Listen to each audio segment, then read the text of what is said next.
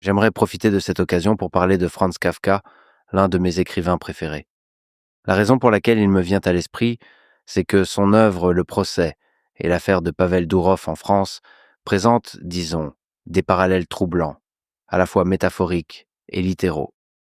Bien sûr, Le Procès est une œuvre de fiction, mais je pense qu'il est souvent utile de plonger dans le monde surréaliste de la littérature, même dans les dystopies exagérées comme 1984, La ferme des animaux, Le meilleur des mondes, Le Procès, Le Château, La Métamorphose, voire La peste d'Albert Camus, le tout pour mieux comprendre notre monde réel et les chemins destructeurs que nous avons le potentiel d'emprunter ensemble. Ce qui, je l'espère, nous aide aussi à comprendre comment éviter de tomber dans ces pièges. Alors prenons un peu de recul et parlons de Franz Kafka. Qui était-il? C'était un employé d'assurance qui écrivait la nuit. Il est mort jeune, presque complètement inconnu, et il avait demandé que ses manuscrits soient brûlés. Heureusement pour nous, son ami Max Brod a refusé de le faire, nous offrant l'œuvre de ce que je considère comme l'un des plus grands écrivains du XXe siècle. Dans son œuvre, Kafka écrivait sur la réduction froide et mécanique des humains à de simples dossiers à travers le labyrinthe du pouvoir institutionnel. Il décrivait le sentiment de culpabilité d'un individu, même lorsqu'aucun crime n'avait été commis. Ou, plus généralement, il écrivait sur le sentiment d'angoisse qui fait partie de la condition humaine dans notre monde moderne et chaotique. Son style d'écriture consistait à utiliser des phrases courtes et affirmatives pour décrire le surréel et l'absurde. Ce faisant, il parvenait, selon moi, à transmettre efficacement le ressenti d'une expérience, plutôt que de simplement la décrire. Par exemple, dans son œuvre célèbre La Métamorphose, le récit commence par ces lignes. En se réveillant un matin après des rêves agités, Grégor Samsa se retrouva, dans son lit, métamorphosé en un monstrueux insecte. Il était sur le dos, un dos aussi dur qu'une carapace, et en relevant un peu la tête, il vit, bombé, brun, cloisonné par des arceaux plus rigides, son abdomen sur le haut duquel la couverture, prête à glisser tout à fait, ne tenait plus qu'à peine. Ses nombreuses pattes, lamentablement grêles par comparaison avec la corpulence qu'il avait par ailleurs, grouillaient désespérément sous ses yeux. Je pense que Kafka utilise efficacement cette image de la transformation en énorme insecte coincé sur le dos pour transmettre un sentiment d'impuissance et d'inutilité envers sa famille, son travail, la société. Le sentiment d'être un fardeau pour tout le monde.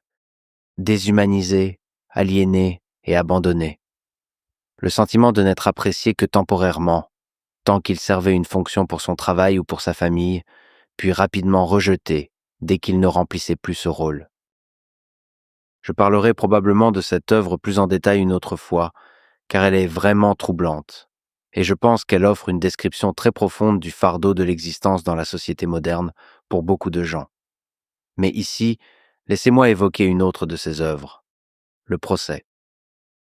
Dans ce roman, le personnage principal, Joseph K., est un employé de banque prospère, et il est arrêté le jour de son anniversaire pour un crime non spécifié par une sorte de tribunal amorphe dont l'autorité est à la fois partout et nulle part. Il évolue dans un système judiciaire labyrinthique où tout le monde connaît son affaire, mais personne ne peut vraiment l'expliquer.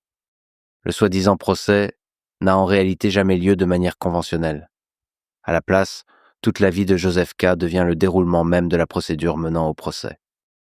D'une certaine manière, le procès est l'état même d'être accusé, une condition permanente, plutôt qu'un événement unique. Le génie de Kafka dans cette œuvre est de montrer que les institutions modernes n'ont pas besoin de tenir de véritables procès. Il suffit de maintenir la personne dans la possibilité permanente d'un procès. L'attention du public, qu'elle soit positive ou négative, crée un sentiment d'être constamment jugé par ceux qui l'entourent. Cela érode progressivement l'esprit et le bien-être psychologique de l'individu. En un sens, le procès n'a même pas besoin de le condamner. Le tourment psychologique intérieur et la surveillance sociale extérieure jouent déjà le rôle de la condamnation jusqu'à l'exécution finale.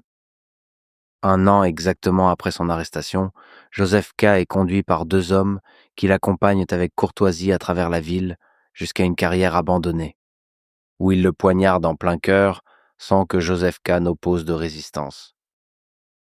Pour moi, Le procès montre que la victoire ultime de la tyrannie n'est pas de tuer, mais de faire en sorte que l'on reste immobile devant le couteau, non pas parce qu'on y est contraint, mais parce qu'on a été épuisé jusqu'à se soumettre. Encore une fois, c'est une histoire saisissante sur le manque d'âme de la bureaucratie et sur la façon dont elle étouffe l'esprit humain. Je recommande vivement ce court livre et j'en parlerai probablement davantage à l'avenir. Je ne pense pas qu'il soit particulièrement utile de comparer directement le procès à l'affaire de Pavel Durov, car après tout, le procès reste une œuvre de fiction. Sur une note positive, j'ai constaté que Pavel a su préserver son optimisme et une attitude globalement positive durant toute cette épreuve. Ce que je redoute surtout dans de tels cas, c'est qu'un système bureaucratique use les individus jusqu'à les pousser à capituler. Je n'ai rien vu de tel chez Pavel. Je ne pense pas qu'il sache abandonner ou céder, peu importe la pression à laquelle il est soumis. Encore une fois, c'est vraiment inspirant pour moi. Aussi, puisque nous en parlons, je voudrais aussi mentionner une autre œuvre de Kafka qui m'a profondément touché. Le château offre, tout comme le procès, une description de l'inaccessibilité absurde des autorités et de la bureaucratie cauchemardesque. Le personnage principal dans le château s'appelle également K. Les deux bureaucraties fonctionnent par épuisement. Reports sans fin, procédures interminables, salles d'attente. Cela reste, encore une fois, très pertinent dans le contexte actuel. Je peux également recommander vivement La colonie pénitentiaire et Un artiste de la faim.